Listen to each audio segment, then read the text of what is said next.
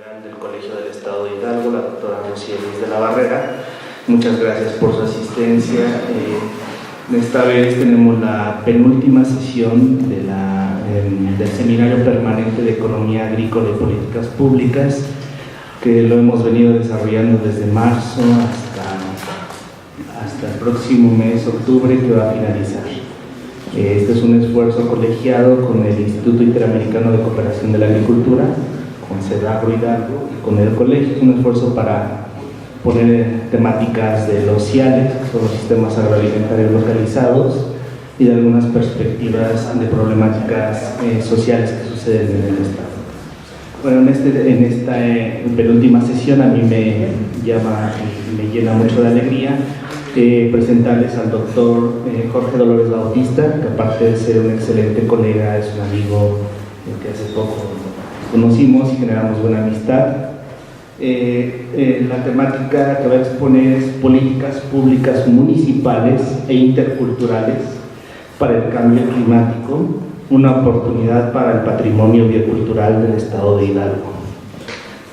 Voy a atreverme a leer un poquito su vasta currícula resumida.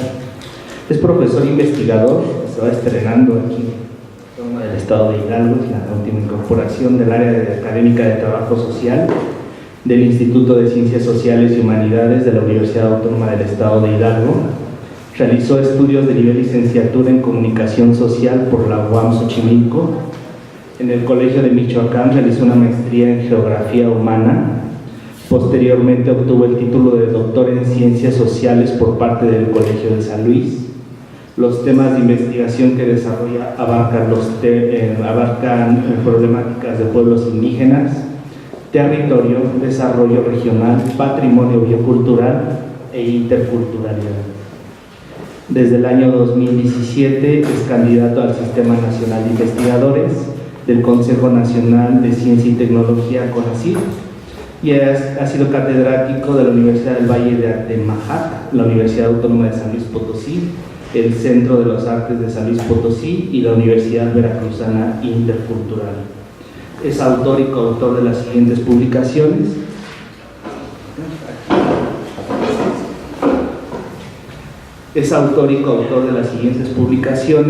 Transformaciones de la geografía social de la Huasteca hidalguense, en la revista Territorio, Seguridad y Soberanía Alimentaria, editado por el Colegio de San Luis. En el artículo 2015 de la convulsión social a la dominación tradicional burocrática de la Huasteca hidalguense, caciquismo en el municipio de Atapesco, en la revista del Colegio de San Luis, que es una revista con bastante reconocimiento por el CONACYT. En el 2015, Héroes, Pioneros y Patrones, construcción de una cultura política en los pueblos del Medio Balsas, en la revista del Colegio de San Luis. La disputa por el territorio y el espacio en la Huasteca hidalguense, en la revista Territorio y Prácticas Sociales. Bueno, sin más por el momento, dejo las palabras al doctor Jorge Dolores Bautista, no sin antes agradecerle que se haya tomado a la disposición. Sabemos que está estrenándose aquí en la ciudad de Pachuca y en sus actividades en autónoma, entonces eso es un poco complicado luego pedir permiso en los primeros días para venir aquí a hablarnos. Para venirnos a hablar de unas cosas interesantes. Bueno, antes de tomar la palabra, quisiera que nos dijera algunas palabras nuestra directora académica del Colegio del Estado de Hidalgo, la doctora Miriam Mita. Pues muy buenos días a todos ustedes. Les doy la más cordial bienvenida a los que son de fuera. Les doy la cordial bienvenida a los jóvenes que están iniciando su maestría, y a los ya más viejitos de la maestría también les doy la bienvenida. Gracias a todos ustedes por estar aquí. Este seminario ha sido una palestra donde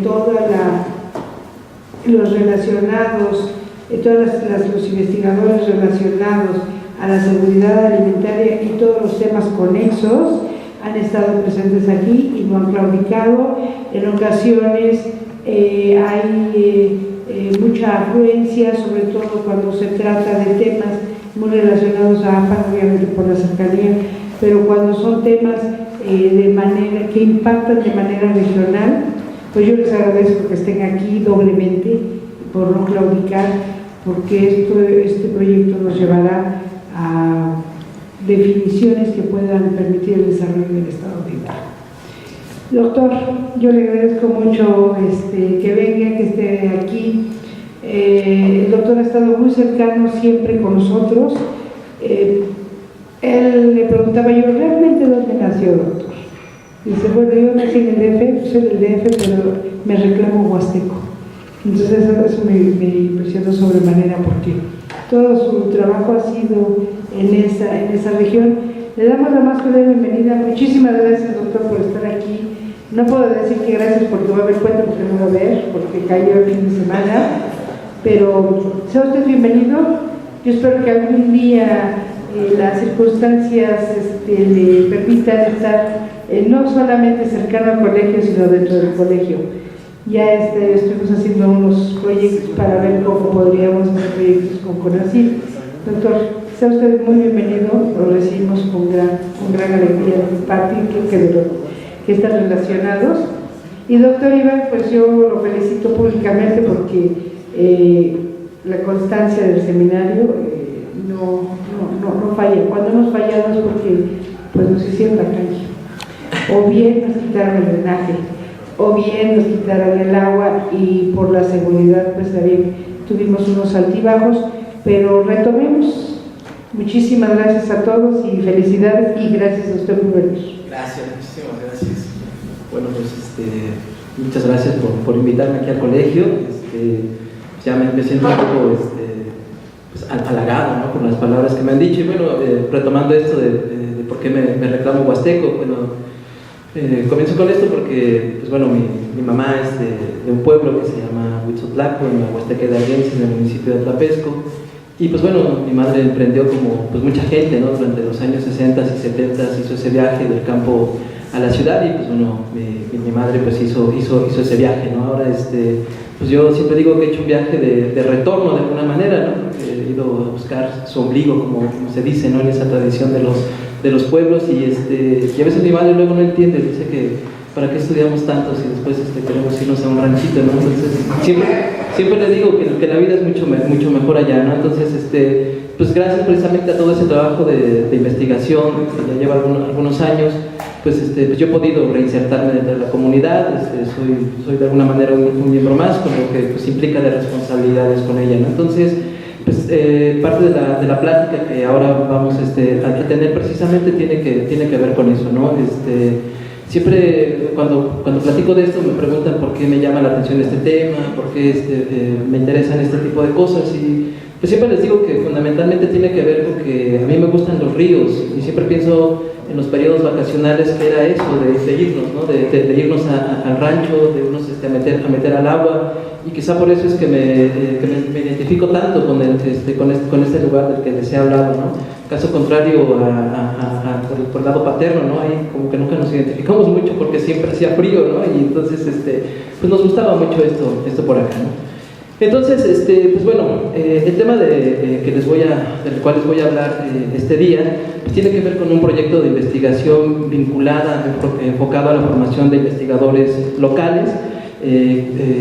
Trata sobre pues cómo podemos aprovechar los conocimientos locales, es decir, los saberes indígenas, para contribuir a algo que ahora pues está muy en boga, ¿no?, aquello que se llama las estrategias de adaptación al cambio climático basado en ecosistemas. Y pues bueno, la propuesta va justamente en torno a ello, ¿no?, cómo desde lo social poder contribuir a esto que pues pareciera ser que es algo demasiado técnico, ¿no? ¿Qué me dice, doctor? Sí, por favor.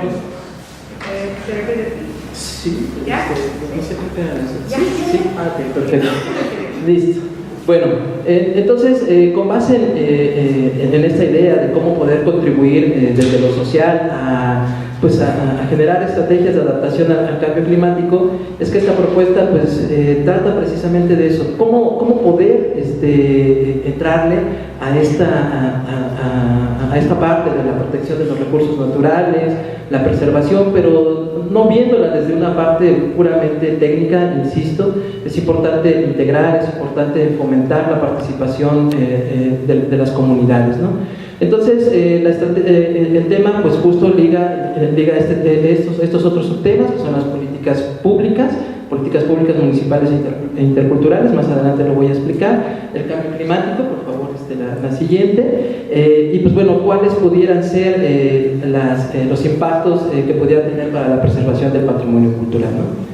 Bueno, ¿por qué el asunto del cambio climático? Yo creo que pues bueno, las justificantes están más que dadas, todos los días las estamos viviendo, no hay día que no estemos viendo alguna situación que tenga que ver justo con el tema del cambio climático. Pues bueno, lo que acabamos de acontecer en torno a estos 3 huracanes que acabamos de vivir. Yo no sé si ahora Donald Trump siga pensando o siga estando en esa dimensión negacionista de que en efecto esto exista, ¿no? Bueno, para el caso de los pueblos originarios, y especialmente para los casos para los pueblos originarios de la Huasteca Hidalguense, pues esto tiene especial importancia, ¿no? Con esto pues no quisiera citar al Atlas de Vulnerabilidad Hídrica, que pues bueno, señala, ¿no?, que pues hasta hace poquito tiempo el tema del cambio climático pues era una discusión fundamentalmente de especialistas, ¿no?, fundamentalmente de investigadores atmosféricos, que pues bueno, hablaban sobre pues, la importancia que tenía de reproducir o de crear, más bien de crear modelos para poder predecir cuáles serían los cambios climáticos, ¿no? Parece ser que pues bueno, la realidad pues, se impuso sobre esos modelos. No hay acuerdos todavía, ¿no?, claros efectivamente de cuál va a ser la dimensión del cambio climático, pero lo que sí es cierto es que pues cada vez esta problemática se ha traslapado, se ha introducido a otras agendas, ¿no? Me parece que la más importante muestra de ello pues es inclusión en la agenda de los objetivos de desarrollo sostenible, que pues bueno son 17, y que pues bueno, ahora hoy en día no hay no existe ningún instrumento de decisión pública que por lo menos no considere en el plano de la formalidad realizar o incorporar en sus planeaciones los instrumentos de desarrollo sostenible enfocados también a esta parte del cambio climático, ¿no? ¿Podemos, por favor? Ok, bueno, ahora, ¿qué es el patrimonio biocultural? Bueno, a mí siempre me ha gustado esa definición del patrimonio biocultural. De hecho yo lo había dicho aquí en un seminario que también pues aquí nos invitó Edgar. Me gusta mucho esto que dice Eckhart Boyle, ¿no?, que considera que el patrimonio biocultural pues bueno, es una suma de recursos naturales que son existentes o que existen gracias a prácticas socioculturales que coexisten con los ecosistemas. Es decir, hay prácticas de grupos humanos que, lejos de depredar los recursos naturales, a través del tiempo han logrado coexistir. Lo que hace Eckhart Boyle en su trabajo pues bueno, es poner un mapa. En ese mapa pues bueno, analiza los núcleos agrarios que son pertenecientes a pueblos indígenas y bueno, pone sobre ese mapa otra capa que es la capa de biodiversidad y de recursos hídricos, y pues ahí se puede ver de manera muy clara que justo donde están las mejores reservas de biodiversidad del país y de recursos hídricos justo se encuentran donde están los territorios indígenas, ¿no? Ahora, ¿qué es lo que tenemos que hacer en torno a esto y por qué es importante para el estado de Hidalgo? Insisto, bueno, porque pues bueno, hay 8 municipios que están en el norte del estado, donde aproximadamente, bueno, también varían ahí las estimaciones, algunos dicen más, otros dicen menos comunidades, pero estamos pensando en alrededor de 600 comunidades que están localizadas dentro de estos 8 municipios, las cuales pues bueno, se caracterizan por una diversidad de recursos de biodiversidad, también por hay una riqueza hídrica, que según pues, lo que dice, no cuenta señor Eckhart Boyle, pues nos dice que este patrimonio pues, es benéfico, ¿no?, también para la salud de los ecosistemas, pero además presta servicios ambientales, ¿no?, y prestan servicios ambientales no solamente a los territorios o comunidades donde están localizados, sino que pues, hay beneficios para el resto de la sociedad, ¿no? Sin embargo, pues bueno, también hay varios factores que están poniendo en riesgo a estos recursos hídricos, a estos recursos de biodiversidad, pues la misma riqueza cultural, ¿no? No hay que olvidar que son territorios indígenas náhuatl, ¿no? Entonces, ¿qué es lo que hay que hacer para esto, no? Bueno, según Matthews y Tom LeQuint, ellos dicen que es importante lograr una correlación entre los conocimientos tradicionales y los conocimientos científicos para poder encontrar soluciones de preservación a estos recursos de los cuales hace un momento hablé, ¿no? Pero ¿cómo le vamos a hacer, ¿no? ¿Cómo lo vamos a lograr? También es una pregunta que ahí está presente, ¿no? Es importante, ¿no? También que mencionar que pues esto tiene cada vez mayor carácter de urgencia, ¿no? Sobre todo porque, bueno, también según las estimaciones de la Semarnat, ¿no? En este caso de las lluvias asociadas a ciclones y tormentas tropicales, pues cada vez tendrán mayor impacto, ¿no? Y este impacto sobre todo será devastador, sobre todo pone en gran riesgo a comunidades que tienen, a poblaciones que son menores a 5.000 habitantes, sobre todo pues a poblaciones que están en las partes bajas de las cuencas, ¿no? ¿Podemos continuar, por favor? Bueno, dentro de esta otra parte también, ahí quisiera volver a retomar este asunto de la agenda de objetivos de desarrollo sostenible, porque me parece que ahí hay pues, una buena interrelación donde justo quienes estamos haciendo conocimiento desde lo social podríamos contribuir a eso que, pues, como les decía hace un rato, parece ser que es como cuestiones netamente técnicas, ¿no? Cuestiones netamente que se escapan a lo que pues, nosotros pudiéramos aportar desde nuestro ámbito de conocimiento, ¿no? El asunto de la agenda, ¿no? es demasiado importante porque pues bueno ha logrado permear dentro de las decisiones, dentro de las planeaciones que los gobiernos están realizando. Tiene la gran virtud que para varios países empiezan a construir puentes vinculantes. ¿Qué quiere decir esto? Que pues bueno, empiezan a establecer lazos que de alguna u otra manera se empiezan a convertir en obligaciones. Esto es algo que quizá tuviéramos que discutir, ¿no? Hasta qué punto estas son obligaciones formales y hasta qué punto efectivamente tienen un carácter de instrumento de resolución de los problemas. Pero hay algunos puntos que son importantes de destacar, ¿no? En estos pues me parece que son importantes el objetivo 3, que es salud y bienestar, el objetivo 6, que es agua limpia y saneamiento, el objetivo 13, que es la acción por el clima, y el objetivo 15, que es la vida de ecosistemas terrestres, y finalmente el objetivo 17, que es el que reúne a todos, ¿no? Que es el que tiene que ver con la formación de alianzas, ¿no? En este esquema que les he colocado aquí, yo lo que trato de explicar es que para preservar el patrimonio biocultural es necesario establecer una estrategia multiactoral cuyos componentes pues son, en principio, ¿no? Atender a esos objetivos de desarrollo sostenible que mencioné hace un momento. Estos objetivos, vincularlos a la Estrategia Nacional de Cambio Climático. En el país hay una ley de cambio climático. Esas acciones deben de tener un impacto en el ámbito de lo local, y finalmente pues esto tiene que tener un espacio de garantía, y ese espacio de garantía pues tendría que existir en el ámbito de una alianza entre las comunidades indígenas y los ayuntamientos, garantizada en torno a políticas municipales de corte intercultural. Ahora continuaremos con eso. Bueno, antes de continuar eso, quisiera decir también que bueno, para el caso del estado de Hidalgo, este tema pues bueno, se ha vuelto relevante. Desde finales del año pasado, ¿no? El gobernador del estado había ya mandado una iniciativa de ley, ¿no? Donde había mandado una iniciativa de ley que ahora recientemente ha sido refrendada, ¿no? No recuerdo si fue a finales de julio o principios del mes pasado, ¿no? Pero que bueno, básicamente tiene que ver con la idea de que esta iniciativa que entiendo ahora está en el Congreso del Estado es una iniciativa que versa sobre esta idea de que ya fue aprobada. Ok, bueno. Ya se decretó. Bueno, los ayuntamientos ahora tienen que ajustar sus instrumentos de planeación, es decir, sus planes de desarrollo municipal a cumplir estos objetivos de la agenda del milenio, ¿no? Creo que allí, bueno, de nuevo, insisto, se abre un espacio de oportunidad donde desde una perspectiva multidisciplinaria, multiactoral, podemos pues encontrar algunos espacios para la participación, ¿no? Siguiente, por favor. Ahora bien, ¿qué es una estrategia de adaptación al cambio climático basado en ecosistemas?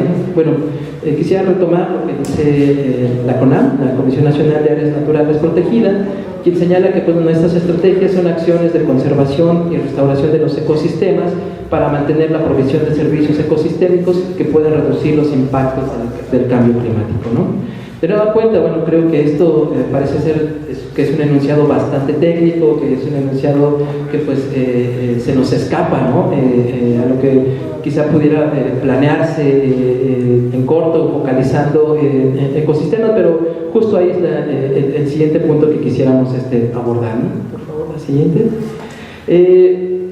¿Qué es la interculturalidad o por qué la interculturalidad se cuela dentro de esta propuesta? Bueno, la interculturalidad, bueno, es importante porque realza el valor de la diversidad, le da importancia al tema de la diferencia, ¿no? No considera escenarios armónicos, por el contrario, siempre se habla de escenarios conflictivos, ¿no?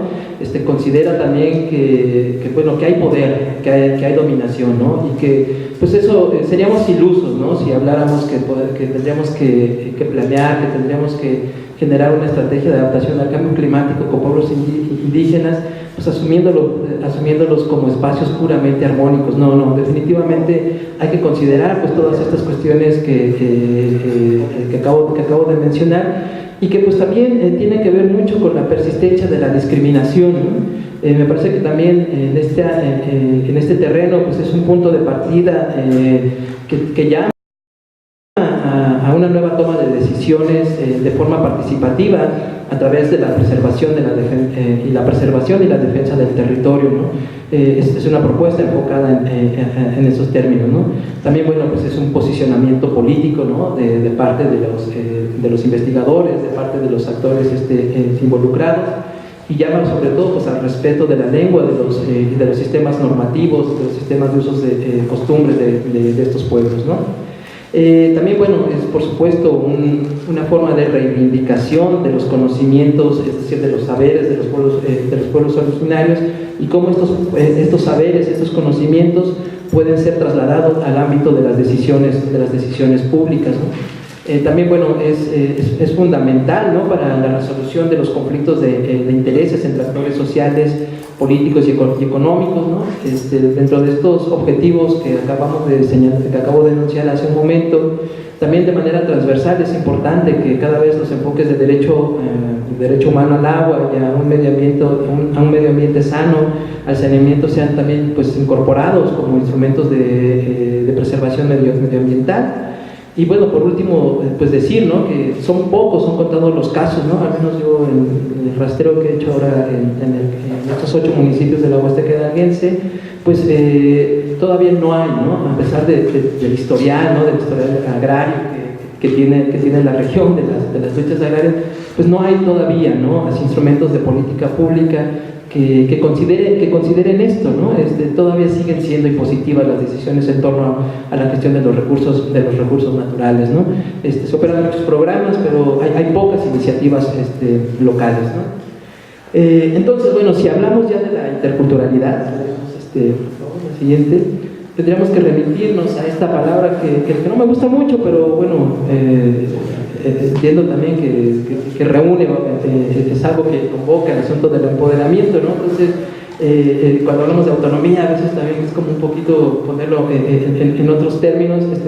Quisiera mencionar que para el caso de lo que yo considero en este momento como empoderamiento comunitario, para un diálogo de iguales, pues tiene que ver con ese tema de que las decisiones que se toman sobre los territorios indígenas, pues son decisiones que en gran parte de los casos no los toman en cuenta, ¿no? Como decía hace un rato, persiste la discriminación, y de nueva cuenta, pues los renovados planes o los esquemas de desarrollo se planifican sin tomar en consideración la participación de la población local, ¿no? En ocasiones, bueno, ¿qué es lo que esto genera, ¿no? Es todavía algo común decir que la gente de los pueblos indígenas se resiste, que es atrasada, que quiere todavía seguir viviendo bajo el resguardo de sus sistemas comunitarios y normativos, tomándolos como si estos fueran equivalentes al atraso, ¿no? Y bueno, si nosotros lo viéramos desde el lado contrario, pues siempre a mí algo me gustó, ¿no? De esta idea de la subalternidad, ¿no? La gente de las comunidades en realidad pues reacciona con pasividad, a veces reacciona de manera aparentemente como acomodaticia y a veces con radicalidad, pero lo hace como mecanismo de defensa, ¿no? No son reacciones a libre albedrío, en realidad pues son reacciones que se manifiestan en torno a la forma en que la gente ha logrado pues construir su vida a través del tiempo y que forma parte de sus lazos comunitarios, ¿no? Bueno, hecho ya el planteamiento, ¿no?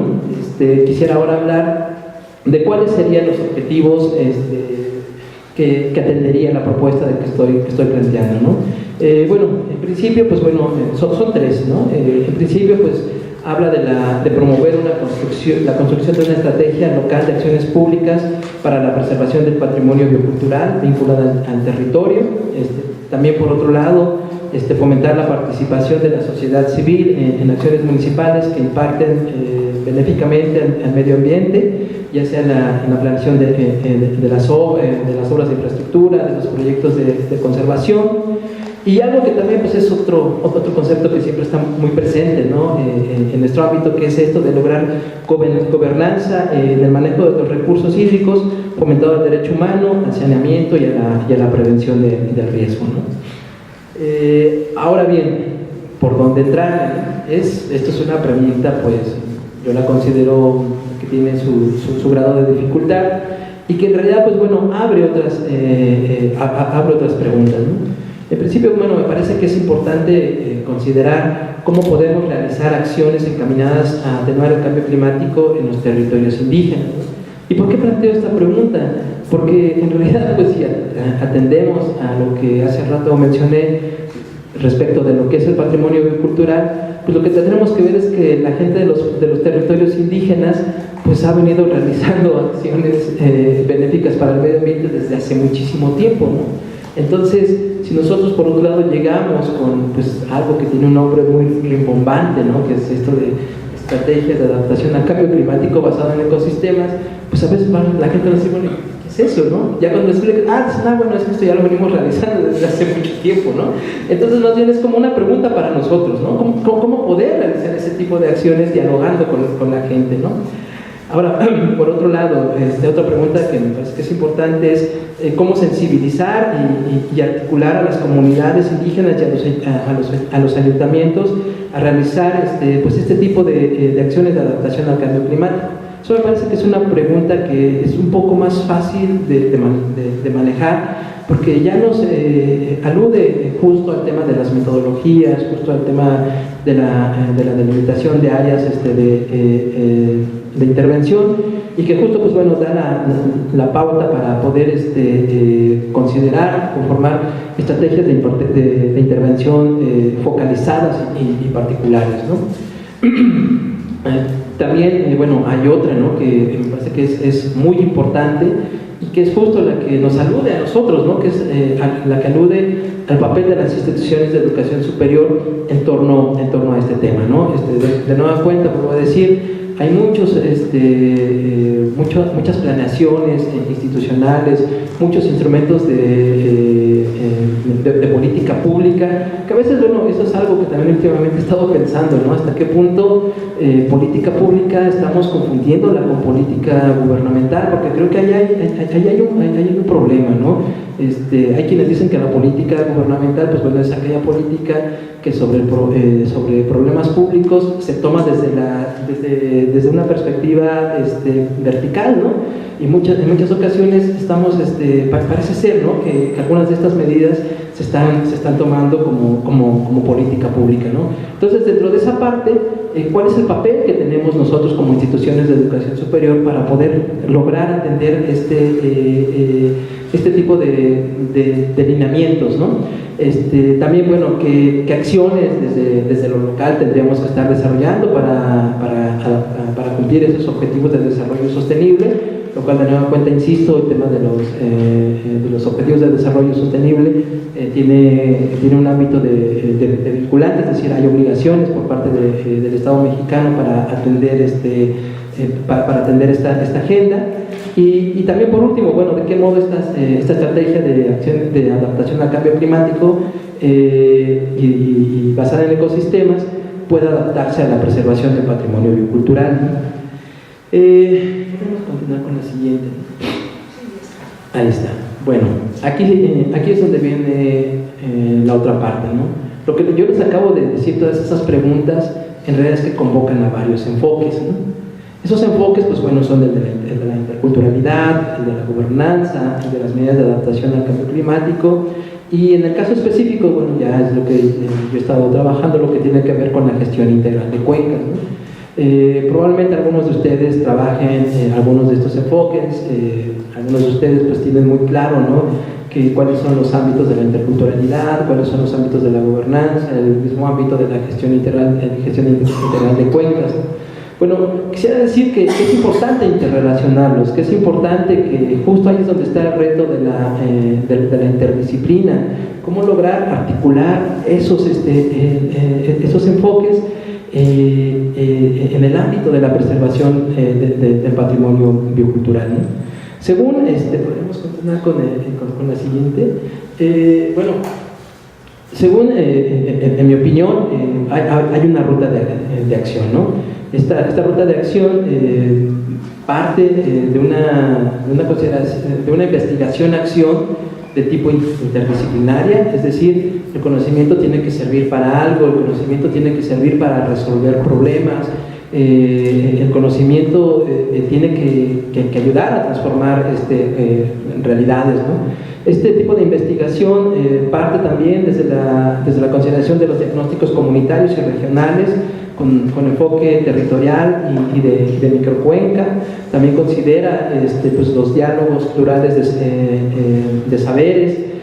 También, bueno, versa sobre la construcción y evaluación participativa de esas estrategias de adaptación al cambio climático, pero sobre todo también tiene que ver con la devolución de los resultados, ¿no? Y esos resultados pues tienen que ser devueltos con la gente con la cual hemos trabajado, ¿no? De nueva cuenta, diríamos, siempre me acuerdo mucho de ese meme que seguramente ustedes han visto, ¿no? Cuando están ahí dos campesinos y uno le pregunta al otro, ¿no? Le dice, y este libro no lo entiendo, dice, y el otro campesino le dice, ¿por qué? Dice, pues no sé, pero dice que habla de nosotros, ¿no? Es decir, que muchas veces escribimos sobre la gente, pero nunca la hemos consultado, ¿no? Es importante que los resultados de nuestras investigaciones se los devolvamos a ellos, que por lo menos nos retroalimenten, ¿no? Y bueno, este tema, ¿no? de las políticas, de estas políticas públicas que garanticen estas acciones de adaptación al cambio climático, ¿no? Hay algunas condicionantes también para esto, ¿no? Algunas de estas condicionantes, siguiente por favor, pues tienen que ver con el ámbito de cómo la realidad se impone, ¿no? Pues hay muchas cosas que se hacen en el ámbito de la restauración de los ecosistemas, que muchas todavía están en un estado embrionario, ¿no? Y cuando hablamos de que están en un estado embrionario son vulnerables, ¿no? Porque son vulnerables porque pues, si viene una inundación, pues se va a llevar consigo un área que está en reforestación, por poner un ejemplo, ¿no? También, bueno, hay otra que tiene que ver mucho con que hacen falta recursos humanos, ¿no?, que estén formadas con competencias a la generación de capacidades, a la adaptación al cambio climático. De nueva cuenta, insisto, ¿no?, que parece ser que todavía prevalece todavía una discusión en el ámbito de lo técnico. Es importante que cada vez incorporemos más este tipo de enfoques al conocimiento social. Pues lo mismo nos llevaría a este punto, ¿no?, de que pues, estamos todavía en una etapa embrionaria, ¿no? Es importante todavía hacer crecer la relevancia de este enfoque dentro de nuestras instituciones de investigación social. Y bueno, también por otro lado, pues que hay ignorar esta realidad o hacer acciones contraproducentes, pues puede ser igualmente dañino, ¿no? Hay casos, ¿no?, donde hay gente bien intencionada que menciona vamos a hacer esto, hagamos aquello otro, pero en ocasiones algunas de estas acciones, lejos de generar algún tipo de beneficio, pues lo que acaban logrando son perjuicios, ¿no? Pienso un poco en el caso del municipio donde más hemos trabajado, que es Atlapesco. Ahí hace algunos años hubo una persona, un ingeniero, ¿no?, que hablaba, ¿no?, sobre su preocupación genuina, ¿no?, por supuesto, sobre la contaminación que tiene el río, ¿no? También habría que decir que era una persona que tenía cierta relevancia política en el ámbito de las decisiones del municipio, donde decía que pues habría que prohibirle, ¿no?, a la gente que lavara su ropa allí, ¿no?, en el río. Obviamente pues no prosperó eso, ¿no? Claro que la gente ha lavado su ropa en el río desde hace muchísimos años y esperemos que lo sigan haciendo, ¿no? Este es un ejemplo, ¿no?, de cómo la ignorancia o las acciones contraproducentes pueden en realidad generar acciones contraproducentes, ¿no? En contraste, ¿no?, ¿cuáles podrían ser cuáles podrían ser los factores de éxito? Bueno, pues generar este tipo de acciones de manera participativa, de nueva cuenta en el ámbito del territorio, es decir, localmente. Estas tienen que estar legitimadas comunitariamente y, bueno, lo que seguiré insistiendo, ¿no?, tienen que tener garantía de implementación en el ámbito de las políticas, ¿no?, de las políticas públicas. La siguiente, por favor, ya casi para finalizar, ¿no? Tenemos que, atendiendo ese punto, el punto 17 de los Objetivos de Desarrollo Sostenible, tenemos que generar alianzas. Y en mi opinión, esas alianzas convocan a 4 actores. En principio, pues bueno, a comunidades pertenecientes a territorios indígenas, agrupadas en microcuencas, a los ayuntamientos también, por supuesto, a los ayuntamientos locales, a las instituciones educativas y a las organizaciones de la sociedad civil. Parece que es importante fortalecer esta relación, y es algo que yo también tendría que decir con agrado, que en el caso de la Huasteca pues hemos avanzado un poquito, ¿no? Es embrionario, pero justo esto de lo que hablaba Edgar hace un momento, ahorita no está aquí otro compañero con quien también pues bueno se han desarrollado, un ingeniero también, pero no como el ingeniero que les dije así en ese momento, este es aguardiente, ¿no? Con otro compañero, pues bueno, hemos dado algunos pasos, estamos ahora, bueno, ya se han tocado las puertas también con un ayuntamiento, pero es una relación frágil todavía, ¿no?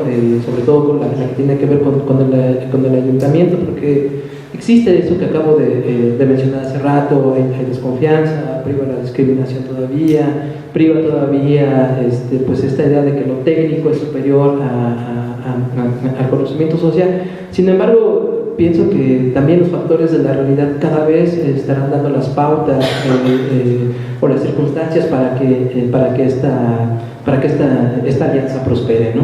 Queremos seguir con la siguiente. Y bueno, pues ya en resumen, pues señalar que esto de lo que he hablado, pues bueno, convoca hacia una estrategia de políticas públicas para la adaptación al cambio climático, que tiene pues 5 puntos, ¿no? En principio, pues bueno, habla de la preservación del patrimonio cultural de los territorios indígenas, que precisa de acciones políticas públicas participativas e interculturales que puedan ser instrumentos para el cumplimiento de la Agenda 2030, ¿no? Esta elaboración de políticas del orden municipal tiene que ser pues, afines a la Ley General de Cambio Climático y a la Estrategia Nacional de Cambio Climático, también que pues, es reciente, ¿no? Está en el Diario Oficial de la Federación, es muy reciente, 5 años. Insisto que para el caso del Estado de Hidalgo, por eso digo que es una oportunidad para el patrimonio biocultural, pues me parece que pues, tendríamos que tomarle la palabra al gobernador. Me parece que tendríamos que, las cosas están ahí, ¿no? Muchas cosas son ley, muchas cosas son instrumentos, pero no sirven de nada si no los tomamos, ¿no? Entonces, en ese sentido me parece que es importante, ¿no? Retomar esto, convocar, sumar este tipo de acciones con base a la alianza de la cual acabo de hablar. Es importante considerar que también los municipios pues, bueno, son actores centrales, ¿no? En esa parte también hay un gran ámbito de incidencia, sobre todo para una maestría, para maestrías como las que ustedes tienen aquí en el Colegio del Estado de Hidalgo, ¿no? Y pues bueno, por último, ¿no? De nueva cuenta ese llamado, ¿no? A las instituciones de educación superior, la responsabilidad social que tienen para que ese conocimiento social contribuya a la resolución de este problema, que me parece que es el más importante que a nivel de humanidad confrontamos. Y finalmente, pues bueno, esto es importante, ¿no? No es cosa menor, ¿no? Según la estimación demográfica que tengo, ¿no? Esta propuesta, pues bueno, habla del 10% de la población del estado de Hidalgo, ¿no? No sé, ahorita tengo en Hidalgo todavía no somos 3 millones, por ahí de 2.700.000, ¿no? Entonces, 2.800.000, si consideramos pues esa tabla demográfica, estamos más o menos hablando igual como de 280.000 habitantes en estos 8 municipios que acabamos de ver, ¿no? ¿Perdón? En suma, entonces no es cosa menor, ¿no? Insisto, es casi el 10% de la población del estado. Estamos hablando de una zona rica en términos de biodiversidad, con recursos hídricos abundantes, pero que pues también justo este tema de la vulnerabilidad climática, hay algo que ahorita recuerdo, un trabajo se me va el nombre de la investigadora, Soares es su apellido, que habla de la paradoja hídrica, ¿no? Que menciona que los municipios de la Huasteca hidalguense son ricos en recursos hídricos, pero por otro lado hay escasez, ¿no? Y esa escasez pues, se ve mucho durante los periodos de estiaje, ¿no? Y pues bueno, por otro lado, de nueva cuenta, pues hay otras amenazas que se cierran, pero que tienen que ver con el ámbito de las extracciones petroleras, ¿no? También sí, sobre todo, ¿no? Con el fracking, pero bueno, eso ya será tema de otra presentación. Sí, y pues bueno, eso sería todo por mi parte. Les agradezco mucho su atención. Gracias.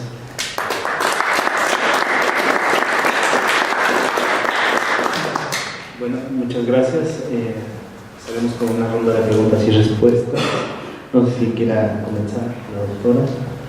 Pues yo.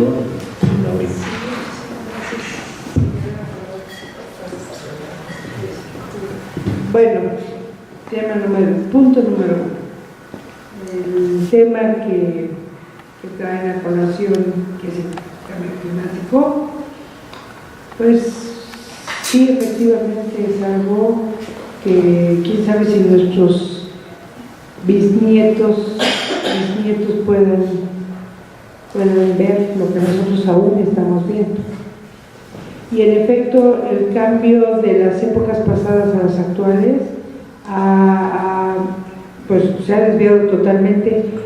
Cuando el doctor dijo, y cuando éramos niños íbamos al río, lo malo es que no íbamos juntos, compañeros, pero cuando íbamos de vacaciones, lo primero que nosotros hacíamos era llegar al río, en el camino recogíamos limones, unos mangos.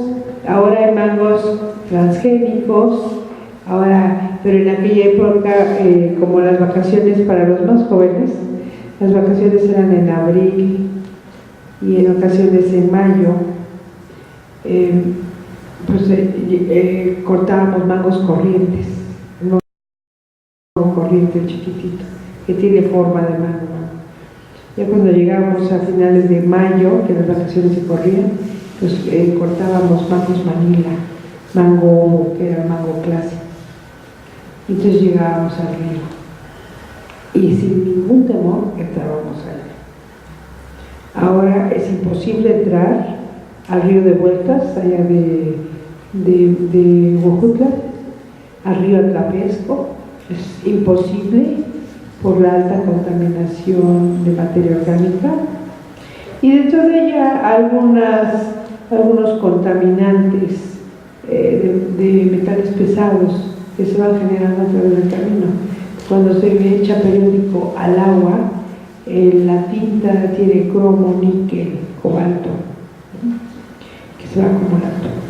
Entonces el tema está, para ese tema yo soy muy bueno, en todo lo que es las comunidades y todos esos temas yo soy muy sensible, pero con el cambio climático es igualmente sensible. Y yo tengo una discrepancia, a lo mejor soy como Trump, yo tengo una discrepancia, no al 100%, pero con la teoría del cambio climático. Desde el punto de vista geológico, nosotros estamos cambiando no de una gran era, sino las eras están marcadas por suberas. Estamos cambiando a una subera. ¿Por qué? Porque cuando yo era niña, el chichonal. Bueno, cuando era mi abuelito chiquillo, el paricutín nació. Cuando yo era jovencita, el chichonal, el Santa Elena, Yellowstone, que ahorita ya está a lo doble de grande Yellowstone, yo le digo Danubio, el Vesubio, el otro que está en Italia, pero todos los que están en la parte baja del mundo, que no tenemos la noticia fresca porque está bastante lejos, pero en las Caledonias, en mismo en la Patagonia, el cambio del norte astronómico que cambió cuando los chilenos quedaron bajo tierra, que después hubo un temblor y cambió el norte astronómico 6 grados o 5 grados. Entonces todo el mundo está diciendo que se están descongelando los polos, y los malísimos periodistas dicen, o todo el mundo y hasta los científicos, algunos exageran, que los seres humanos tenemos toda la culpa. Sí la tenemos, porque hacemos cosas que no debemos hacer, cooperamos, pero hay un componente bastante alto del calentamiento de la Tierra, que cuando cambió ese norte, obviamente lo que estaba más frío se fue a un lugar más caliente, y entonces esos glaciares se están descongelando y se están formando los otros, donde ahora está el nuevo norte astronómico. Entonces, ¿qué pasa? Que se está descongelando, entonces le echamos otra vez a los seres humanos. Sí, efectivo, estamos haciendo un uso indiscriminado de los materiales fósiles, de los combustibles fósiles. Yo lo dejo como reflexión. No me aíslo a que los seres humanos hacemos cosas como cortar más árboles de los que debemos cortar, porque alteramos el ciclo del agua, ¿sí? Pero el calentamiento global también lo altera. Entonces, sí compartamos que para ser justos con la naturaleza y la naturaleza con nosotros, yo creo que compartamos ese cambio climático del 50%, porque las comunidades empiezan a sufrir los maltratos de ese cambio climático. Es la única aportación que tengo. Gracias. Bueno, yo tengo un par de preguntas.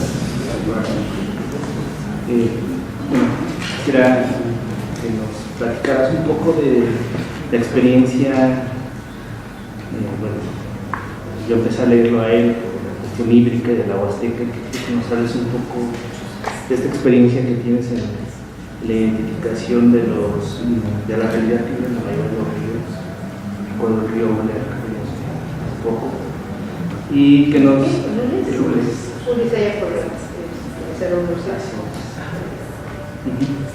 que nos compartas un poco de tu experiencia, cuál es tu panorama actual de la zona, que nos expliques un poco este bagaje que manejas en la metodología, qué relación, qué ejecución ha tenido, de background, qué relación hay en este tipo de enseñanzas. Y algo que me llamó mucho la atención, efectivamente, como lo comentaba la doctora Ita, existe ya una ley anclada a los ODS, pero leyendo este documento jurídico hay una limitante en los recursos específicos para llegar a esa ecuación, ¿no? Y no existe un monitoreo, pero no es un mandato jurídico, ya es un acuerdo como tal. Que verifiques porque todos los municipios, principalmente los de la Huasteca, de cada peso que gastan, casi 99 centavos dependen de la federación, entonces no hay cómo hacer este tipo de llegar a estos ODS cuando no hay una bolsa específica para que lo mandate el bagaje de la ley, y aparte los municipios pues no tienen los recursos propios para generar, ya lo puedo decir la experiencia de la peso. De cada peso que estuvimos revisando, 99 centavos vienen de la federación, entonces hay un poco panorama para hacer cosas propias ancladas a los ODS.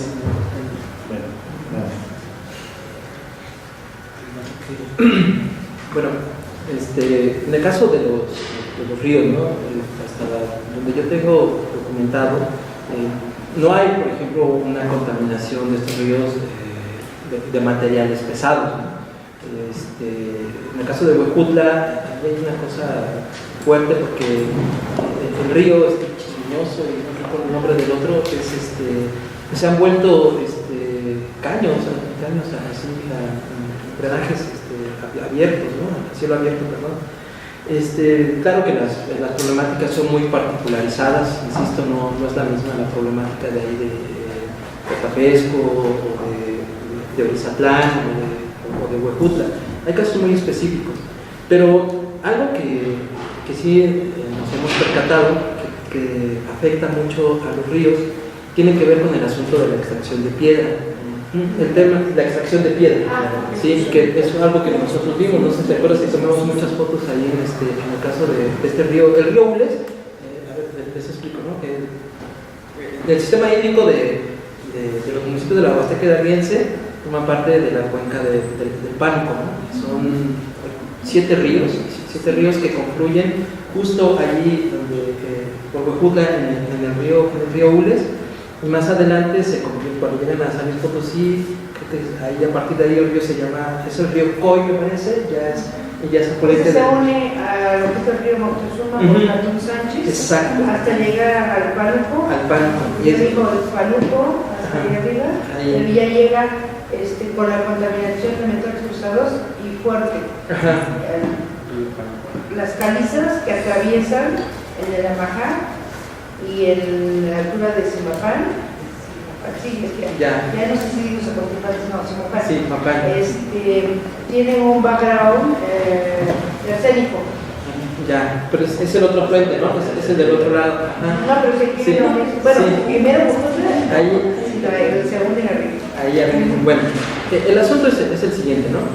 Hay una gran extracción de piedra y hay dos cosas, ¿no? Que tienen que ver, sí tienen que ver con este tema de cambio climático, ¿no? En un río, la piedra y la arena infiltran agua. Y la piedra también, en el caso de las crecidas del río, lo que hace es disminuir la velocidad de la venida de agua. Si nosotros le extraemos piedra al río y arena, lo que hacemos, y eso es muy fácil de ver, ¿no? Cuando hay una gran lluvia o una gran tormenta, el río crece mucho. Pero anteriormente la gente, lo que te decía, el río a veces no podías cruzarlo hasta una semana porque estaba creciendo el río. No sucede eso ahora. El río puede estar casi a veces unas horas o a lo más 2 días, ¿no? Y después de eso ya puedes pasar. ¿Por qué? Justo porque se ha estado extrayendo mucha arena y mucha grava. ¿Y dónde está el otro cambio? Eso tiene que ver con el cambio del paisaje, ¿no? Anteriormente la mayoría de las casas pues eran de lodo, eran de zacate. Desde unos 30 años para acá, la mayoría de las casas cada vez son más de material. Entonces la mayoría de la gente está construyendo casas de material. Eso por supuesto pues que precisa piedra, precisa arena. Entonces, pues bueno, es un problema, ¿no? Es un problema focalizado. Lo hemos, recuerdo en el caso de Veracruz, alguna vez lo quisimos dialogar con un comisariado ciudad. Es difícil dialogar en estos términos porque al mismo tiempo es fuente de recursos, ¿no? La gente de los comisariados venden piedra, la arena y la grava, y pues bueno, es una forma de llegarse a recursos, ¿no? Yo no califico, ¿no? Así no quisiera ponerlo en esos términos de calificar lo malo o bueno, ¿no? O sea, estamos hablando de perjuicios, y justo ahí es donde cabe nuestro tema, ¿no? Es decir, ¿cómo podemos lograr entonces que esos otros conocimientos, por ejemplo, en el ámbito de la construcción, puedan ser reincorporados, ¿no? O sea, ¿en qué momento cambiamos? ¿En qué momento dijimos es mejor ahora una casa de tabique o de losa que la casa que anteriormente teníamos? Estamos ahorita, acabamos de terminar un trabajo con un amigo de San Felipe Orizatlán. Él ha aportado todos los datos etnográficos de su comunidad, y lo que él habla de esa comunidad que se llama Huitzilingo, ahí en San Felipe Orizatlán, es un montón de historias de vida, de cómo ahora mucha gente dentro de la naranja, de aquel lado hay mucha naranja, y hay mucha migración a Estados Unidos, ¿no? Pero ahora están regresando, ¿no? Pues con todo este asunto del cambio en la política migratoria de su país, pues están regresando, ¿no? Y entonces esa gente llega y han hecho muchas casas, y algunas muy bonitas, muy grandes, pero han visto ahora el calor que hubo, ¿no? En esta última temporada cálida, pues fue terrible, ¿no? Entonces, en esas historias de vida que han estado documentando, pues justo eso habla, ¿no? Mucha gente, pues, fíjense que es curioso también, ¿no? Porque hay mucha gente que ha hecho sus casas de castillos de losa, pero muchos han mantenido ahí un jacarito ahí de sacarle de casa de lodo, y lo que dicen, nos vamos a la casa de lodo, ¿no? Para los temas del calor, ¿no? Entonces, creo que con respecto a lo que tú mencionas en los términos de la metodología, creo que el asunto es ese tema de cómo la interculturalidad nos sirve para reconocer esas diferencias, y cómo esas diferencias nos ayudan a establecer formas de intervención que son bastante particularizadas, ¿no? Y que justo habla de que la investigación vinculada pues necesita, por supuesto, del trabajo de campo, de la presencia de los investigadores en el lugar donde se están desarrollando los acontecimientos, ¿no? Insisto, no es este momento de juzgarlo de malo o bueno, ¿no? Bueno, sí podemos establecer un parámetro de ordenanza cuando es una empresa, ¿no? Cuando es una empresa que está promoviendo la extracción de los recursos petros, por supuesto que ahí sí hablamos de otro nivel de interacción, ¿no? En este otro es un poquito complicado, ¿no? Ahora, como esto nos da cuenta en el asunto de las acciones contraproducentes, ¿no? Y también tiene que ver con la forma en que se concibe la modernidad, ¿no? En el caso de Tlapesco, hay un río, ese río donde está en nuestra comunidad, donde se han hecho plantas de tratamiento, ¿no? Estas plantas de tratamiento, híjole, también es un problema, ¿no? Sí, es un problema porque, pues bueno, nadie diría que un drenaje, o sea, ese discurso de la sanidad, por supuesto que tiene adeptos, que es importante, ¿no? También el asunto del agua entubada, ¿no? No es propiamente que haya agua potable, no es propiamente que haya agua potable, hay agua entubada en las casas, ¿no? Pero ¿qué es lo que pasa, ¿no? Hay muchas así plantas de tratamiento que se han hecho, que lo que hemos documentado es que pues ahí está la planta, pero no hay quien opere, no hay los recursos, ¿no? Tiene que ver justo con los presupuestos que tú acabas de mencionar, ¿no? Doctor Maestro, ¿no? Ese es como parte también de esas acciones contraproducentes que hay. Te digo la acción contraproducente. Reaccionemos. Efectivamente, que están cambiando su forma de construir. Nos globalizamos, Pero el problema es que las políticas públicas ayudan, o sea, son colaboradoras de ese error, porque exigen que todos los programas hagan piso firme, etc. Pero eso es por una simple razón, porque ellos quieren que cuando se haga el censo de INEGI nosotros logremos rebasar los indicadores del bienestar. Entonces, no estamos guardando nuestra idiosincrasia, pero porque estamos medidos bajo parámetros de la FAO, de la UNICEF, de la ONU, porque son parámetros internacionales para medir el bienestar. Y entonces pues nos lastima finalmente, porque yo no veo por qué tenemos que llevar cemento a la comunidad si nunca nos hacemos.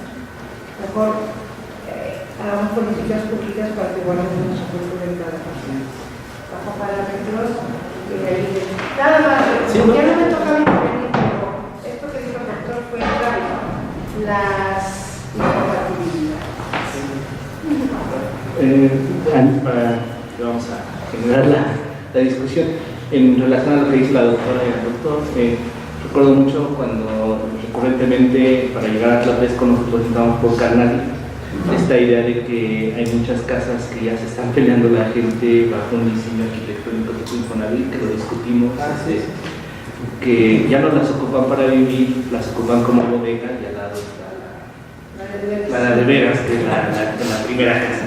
Pero esto va muy relacionado con lo que decía la doctora, esta identidad globalizada, esta falta de efectos negativos que puede tener una política pública para medir y eficientar o definir indicadores positivos de bienestar. Bueno, no sé si quieran comentar. Bueno, antes que nada quiero agradecer un reconocimiento en especial a Raúl y al compañero del perfil del Mezquital, del Mezquitlán, que siempre son académicos recurrentes en el seminario, que vienen un poco lejos. Raúl viene desde Mixquiahuala, de Tula, y el compañero viene desde Mezquitlán a las acciones del seminario y son parte importante de los que luego hacemos en Paporre. Bueno, Raúl, no sé si quieras empezar, después Leopoldo, ¿quién más va a comentar? Sí, bueno, igual pensando un poquito en lo que estaban diciendo a partir de, digamos, como estas exigencias de construcción actuales sobre la modernidad, también tienen que ver no solamente con que somos observados por FAO, etcétera, etcétera, sino porque en realidad la construcción, el sector industrial de construcción es el gran motor del capitalismo actual, ¿no? O sea, ahí están todas las cementeras destrozando los cerros en el Valle del Mezquital. Y pues bueno, no es que solo se construyan grandes ciudades, etcétera, etcétera, sino que también los pueblos pareciera alejados de la modernidad tienen que cumplir con estas exigencias para, digamos, sostener ese motor de acumulación de capital del lugar. Bueno, eso ahorita se me olvidaba. Luego, pues es bien interesante con el planteamiento que nos haces, ¿no? A mí me resulta como bien esclarecedor de muchas... de muchos parámetros, sobre todo en términos como metodológicos, como cómo pensar esta idea como el patrimonio biocultural y su anclaje en la participación directa en estas prácticas de desarrollo sostenible o sustentable. Y a mí me parecía como pues yo trato de pensar el Valle del Mezquital, ¿no? También un poco vinculado a la disponibilidad de agua, al manejo de las aguas, etc. Y pues más bien tratando como de, hay un montón de cosas que metodológicamente no encajan con el Valle del Mezquital, ¿no? O sea, pero pues tal vez tú me puedes ayudar como a completar mi metodología de análisis.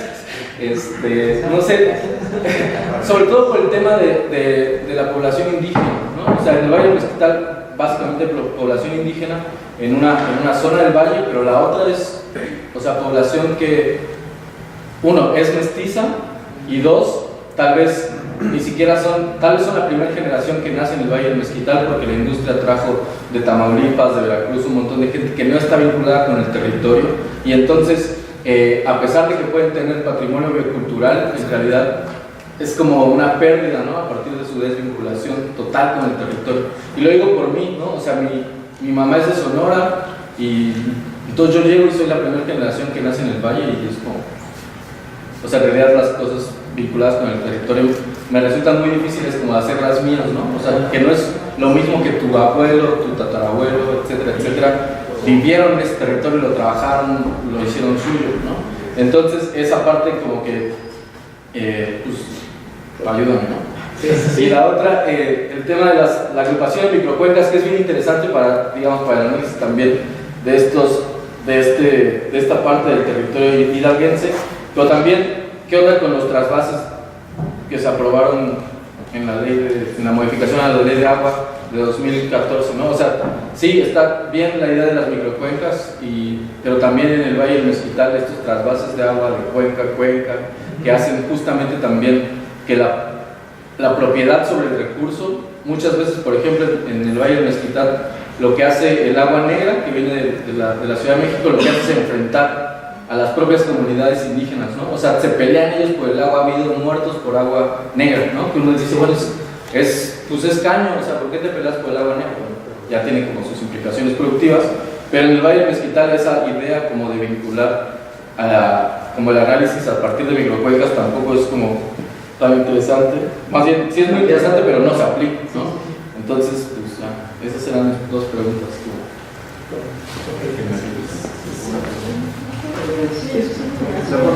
Sí, correcto. Comentabas acerca de las personas que se van a Estados Unidos, ¿no? Los migrantes. Y bueno, la parte de la migración no solamente del tipo internacional, sino también la nacional, ¿no?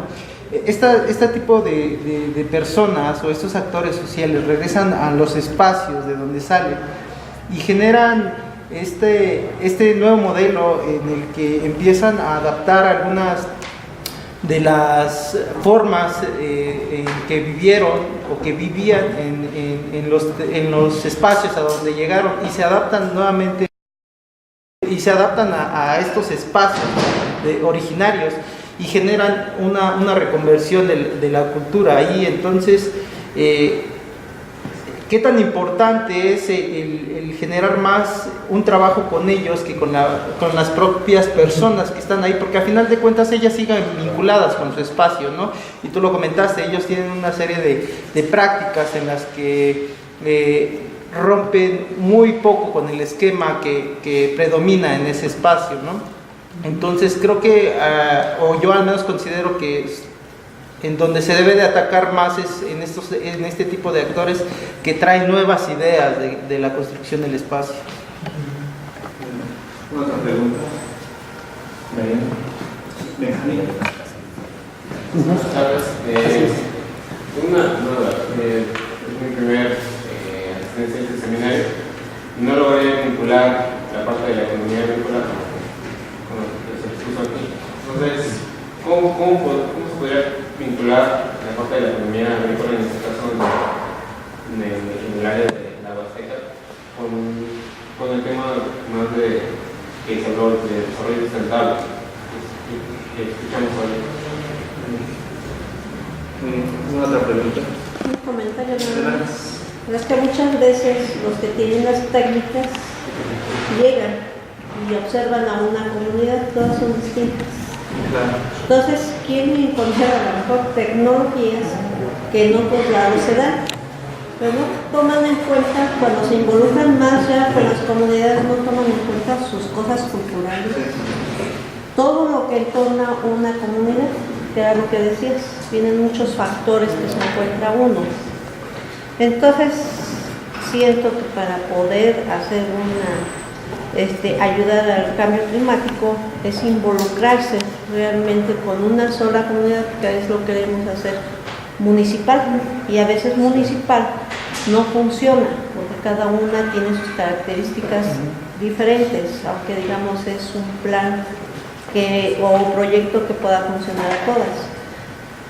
Cuando llegamos a una comunidad nos encontramos con muchos factores, y esos factores hay unos que si nosotros encajamos y tenemos que tener tiempo trabajando con las personas, donde se desarrolla el diagnóstico, estrategias y demás para poder estar ahí vinculados y poder ahora sí empezar primero a ganarse a la gente, ver qué es lo que quiere la gente, sus necesidades, y a partir de allí empezar a hacer las estrategias para poder empezar a meter técnicas, ¿sí?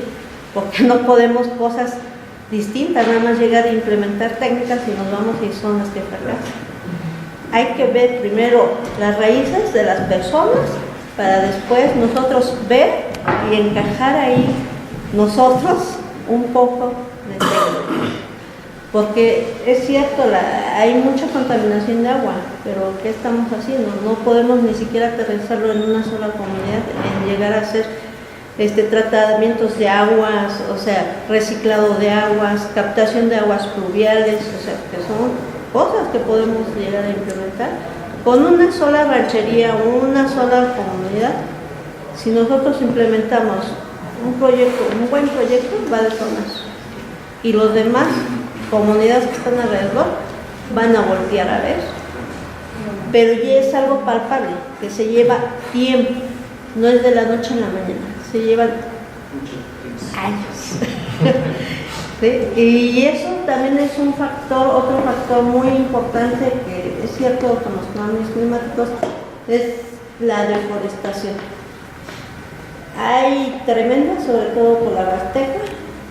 Del Valle de Mezquital, bueno, son las aguas, de este lado son los árboles, que realmente también de acá los mezquites, todo que se utilizaban en el Valle de Mezquital, los mezquites ya no se siembran, que es lo real de ahí. A veces queremos tomar cosas de otros lados e implementarlos. Si aquí están sembrando jitomate, yo también y pongo mi invernadero, aunque ahí no sea un invernadero, aunque sea a cielo abierto y se dé, lo queremos implementar.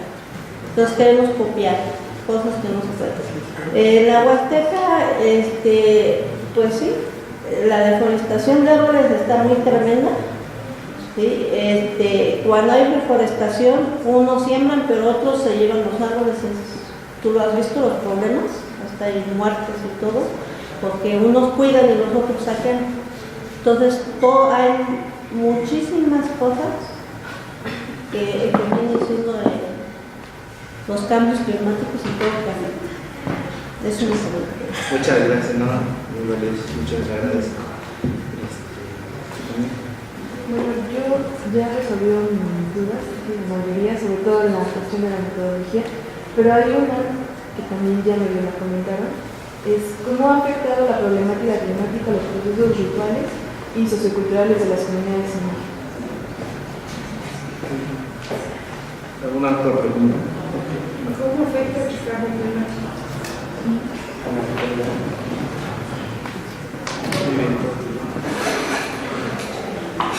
No, pues hay mucha investigación, ¿no? Me voy a investigar, regreso. Bueno, mire, yo quisiera decir algo, ¿no? Un poco, también porque me interesa esto, ¿no? Creo que hay el conjunto de la comunidad científica, en mi opinión, estamos desorientados, ¿no? Hay un solo problema que se manifiesta de diferentes formas, en diferentes escalas, y lo que yo dije hace un momento es que no hay como un acuerdo común. Incluso respecto a lo que decía la doctora Ita, es cierto, hay cosas que pues se nos escapan, ¿no? O sea, tengamos en cuenta, el planeta pues es un ser vivo, en algún momento se va a morir, ¿no? ¿Cuándo? Pues nadie de nosotros lo va a ver, bueno, no sé si Corea y Estados Unidos al final deciden, no sé, probablemente sí, ¿no? Pero esperemos que no. Entonces, si esto pasa, también creo que por otro lado nos hemos dado cuenta, y ahí es donde entra el asunto del conocimiento técnico. El conocimiento técnico pues no ha logrado, ¿no? Así sus cometidos, ¿no? Siempre pienso en un libro de Iván Illich que se llama La convivencialidad, ¿no? Que nos habla precisamente de eso, ¿no? De las antítesis del desarrollo, ¿no? Dice ese señor que la medicina cura pero te enferma, y eso es algo más que visto, ¿no? O sea, nos cura de algo, nos enferma de otra cosa. En fin. Sí, entonces, habiendo hecho este comentario, también creo que, por otro lado, todas las comunidades científicas, o gran parte de las comunidades científicas, han observado que lo que han hecho o las prácticas de los pueblos originarios de alguna u otra manera logran esto que decía hace rato, ¿no? Que las mejores reservas de biodiversidad o de agua en el país pues se encuentren justamente dentro de los territorios indígenas. ¿Por qué? Pues ahí es donde entra propiamente el tema de la cultura, el tema de las prácticas sociales, ¿no? Entonces, en efecto, esto de lo cual yo estoy hablando, pues no puede ser replicado para todo, ¿no? Porque, pues porque tiene su grado de particularidad ecosistémica, social, cultural, de historia, ¿no? Esto sobre todo en el caso del cambio climático atiende a algo que en este estudio que han hecho, ¿no? Sobre cuáles son las afectaciones climáticas para el estado de Hidalgo. La región que tiene más vulnerabilidad climática es justo la Huasteca. ¿Y cuáles son las que tiene, cuál es el punto de mayor emisión de emisiones de carbono hacia la atmósfera en este estado? Pues es en Tula, precisamente, ¿no? Por el asunto de la refinería, ¿no? Entonces, pues esto lo planteamos en términos de microcuencas porque, pues, bueno, usted que conoce sabe bien que gran parte de las comunidades de acá de estos municipios pues están asentadas, ¿no? sobre espacios de microcuencas. Entonces es una visión integral también, ¿no? No solamente hablamos de agua, no solamente hablamos de comunidad, no solamente hablamos de árboles, ¿no? Sino es una visión holística que integra todos estos elementos, ¿no?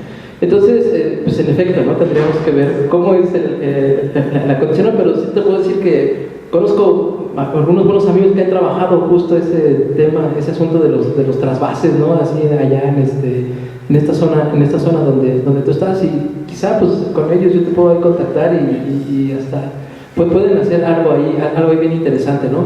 Lo que sí creo que puedo opinar algo es lo que acabas de mencionar, ¿no? Y eso es algo también que es una tendencia, ¿no? Mucha gente, y ahí es donde creo que hay un espacio de esperanza, ¿no? Aludiendo a eso que dice el David Harvey, hay gente que sin tener esos referentes que te vinculan al territorio, es decir, no hay una historia territorial, a final de cuentas acaban sumándose de manera positiva, ¿no? a los problemas que están aconteciendo en el territorio. Es bien cierto, mucha gente escapa de la ciudad porque, pues, y tiene que ver justo con lo que tú mencionabas, ¿no? Con el tema de la migración. Esa pregunta que hiciste es bien poderosa, ¿no? Y tiene que ver con el tema de me voy de la ciudad escapando, pero me llevo todos mis valores de la ciudad, ¿no? Y entonces lo que acabo haciendo pues es, no estoy reproduciendo una cosa nueva, ¿no? Estoy alterando, ¿no?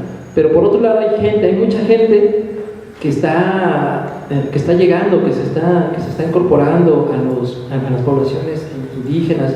No es, por supuesto, no es de forma tersa, hay también su grado de conflicto ahí, pero vienen con conocimientos, con buenas intenciones. Hay un libro, quizá lo conoces, hay un geógrafo bien interesante que se llama Jim Putuan, que habla de una cosa que le denominan topofilia. ¿Alguien ha escuchado de la topofilia? ¿Qué es la topofilia? La topofilia es esos vínculos afectivos y emocionales que nosotros establecemos con nuestro entorno, ¿no? Entonces esos entornos pues tienen que ver mucho con algo que el paisaje no solamente es visión, ¿no? Tiene que ver con la sensorialidad, es decir, nosotros no solo vemos el paisaje, pero lo percibimos en la suma de nuestros sentidos, ¿no? Entonces, pues no sé, yo creo que es muy claro, ¿no? La forma por qué tú te involucras con ese espacio, ¿no? Es decir, tus referentes territoriales no necesariamente son los del lugar donde tú estás, pero quizá, pues no sé, quien haga una historia de vida del tío de tu familia va a encontrar que por ahí alguien pues te inculcó algo, ¿no? Que por ahí, es decir, somos la suma de todo, ¿no? Dentro de la comunicación hay algo que se llama la hipertextualidad, ¿no? Que nos dice que cualquier cosa que decimos, cualquier texto, cualquier relato, no está aislado, en realidad está producido a partir de otros, ¿no? Y es lo mismo, ¿no? Dentro de las experiencias territoriales, por eso también creo que es muy importante el tema de los valores y de cómo lo percibimos, porque justo alude a ese tipo de experiencias, ese tipo de heredades, ¿no? Algunas no son propiamente del ámbito familiar, algunas son de gente que tú vas conociendo, no lo sé, ¿no? Ahí es donde digo, ¿no? Que creo que cabe ese asunto del espacio de esperanza, ¿no? Dentro del ámbito de cada individuo, ¿no? Pero volviendo a lo tuyo, insisto, creo que lo que tú acabas de decir es una pregunta bien poderosa, ¿no? Porque justo tiene que ver con eso, ¿no? Si nosotros nos desplazamos de un lugar a otro, por supuesto que los itinerarios cambian, ¿no? Y entonces, dentro de esos itinerarios vamos acumulando experiencias territoriales. Entonces, si esa gente migrante se fue y regresó, pues en efecto, yo creo que lo que tú acabas de mencionar, y si me acá es, pues con quién trabajamos, ¿no? Si con esa gente que ha estado vinculada al territorio durante toda su vida, o con aquella gente que se ha desplazado y ha construido otros referentes territoriales, y llega a reinsertarse en su comunidad, y con quién, ¿no? O sea, posiblemente pues esta gente te va a decir, no, mira, yo en Estados Unidos vi que el agua la tratan así, que la cuidan así, que la cuidan de esta manera, y eso es benéfico, ¿no? Pues no sabría decírtelo en este instante, ¿no? Porque tiene que ver mucho pues con eso que decíamos hace un momento. Lo importante ahí es detectar qué acciones son contraproducentes al objetivo que estamos planteando, ¿no? Entonces ahí por supuesto que tampoco podemos, y eso también es importante decirlo, ¿no? Siempre pienso que no hay que idealizar tampoco, ¿no? O sea, no estamos hablando de un retorno al pasado, no estamos hablando.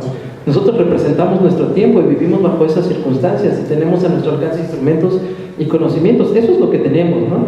Que tenemos más, pues sí es cierto, ¿no? Que muchos de ellos son perjudiciales, claro que sí, pero ahí es donde está el reto, ¿no? Justo ahí es donde está el reto de la interculturalidad. Ojo, el tema de la interculturalidad lo he planteado en estos términos de los diálogos, del diálogo de saberes, ¿no? Que alude a las comunidades indígenas. Pero el tema de la interculturalidad, por supuesto, que alude a esos temas de la migración, a las experiencias territoriales que encuentras en otros lados, ¿no? Con el tema de cuál es el tema de la economía agrícola y esto que tiene que ver, no es propiamente de lo que yo estoy hablando, tiene que ver mucho con el tema del desarrollo sustentable, no hay una crítica fuerte también al tema del desarrollo sustentable porque pues, se percibe, ¿no? Dentro de ese ámbito es seguir crear esfuerzos o estrategias para mantener a grandes rasgos, a grandes dichos, mantener el modelo económico, ¿no? De lo que estoy hablando en esos términos, eso sabe más Edgar que yo, en esos términos de economía agrícola regional, pues uno quizás lo que yo pueda decirte es que nosotros hablamos de una economía de escalas, ¿no? de microescalas, ¿no? Donde, por ejemplo, si tú vas al mercado, es muy sencillo, ¿no? Si tú vas a las plazas de sus municipios, bueno, la gente con la cual uno platica ahí, los comerciantes, pues todos ellos te van tú no tienes que recorrer, ¿no? Vas a encontrar que hay unos puestos, casi todos, la mayoría están en el piso, donde te venden flores, donde te venden maíz, donde te venden donde te venden calabaza. La mayoría de esas cosas pues provienen de las milpas, ¿no? Así es la agricultura tradicional. Pero por otro lado, te encuentras cada vez una mayor cantidad de alimentos manufacturados, ¿no? Más alimentos manufacturados, más y más. Eso si lo relacionamos con otro tema, por ejemplo, el tema de la salud, pues también vemos que hay un impacto así grandísimo, por ejemplo, en los incrementos de diabetes, en los incrementos de cáncer, de obesidad, ¿no? Entonces, ¿qué es lo que a qué alude esto? No tendría así como muy claro decirte un parámetro en términos de costo o de volumen, ¿no? Pero lo cierto es que cada vez hay menos disponibilidad de este tipo de alimentos, que en este caso se les conoce como alimentos criollos, y cada vez son más caros, ¿no? Por otro lado, o sea, sigue manteniéndose un valor, ¿no? Estos alimentos son buenos, se reconoce, ¿no? Ese tema de que un alimento de la milpa pues tiene mayores propiedades, está cultivado en otras condiciones, eso que se le llama orgánico, ¿no? En fin, ¿no? Un poco también romántico. Lo cierto es que esa era la comida de la gente, ¿no? Hasta hace mucho tiempo. Y coincido también, ahorita volviendo a este tema, de lo que decía la doctora, no todas estas cosas podrían atribuirse así a esto que ahora conocemos cambio climático por unos 20 o 30 años. Lo cierto es que también ha habido sequías cíclicas, ¿no?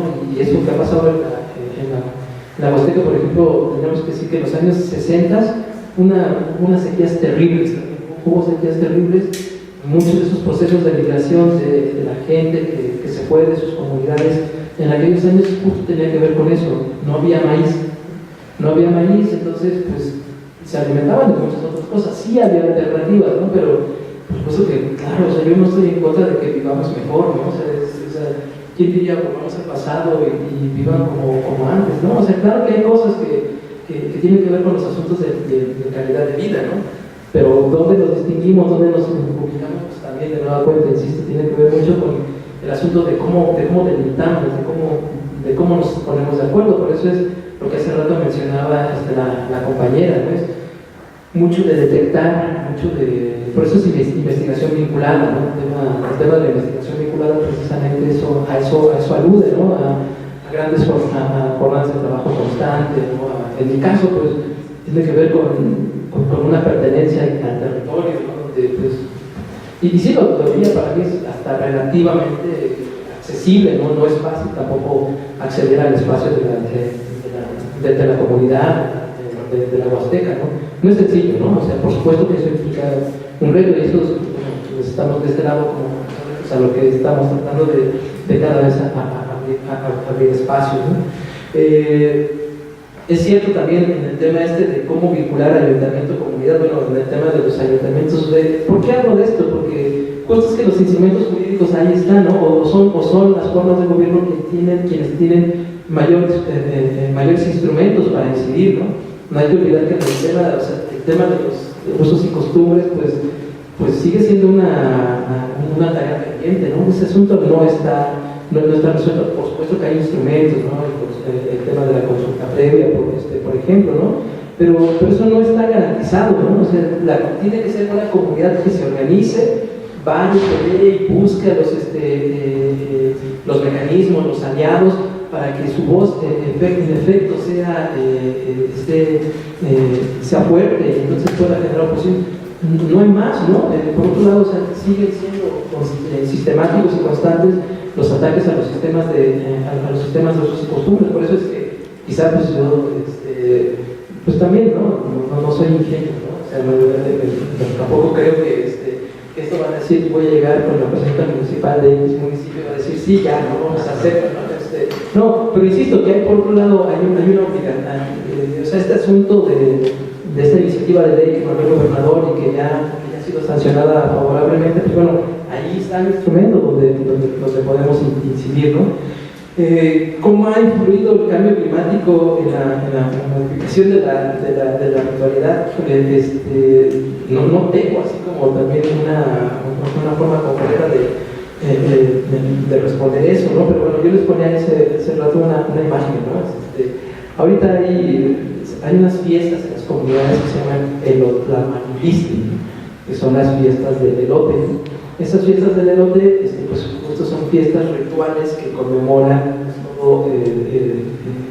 todo esto, ¿no? El agradecimiento de la tierra, las cosechas. Lo que podría decirte es que cuando hay más cosechas, pues hay más fiestas, ¿no? Cuando no hay no sé,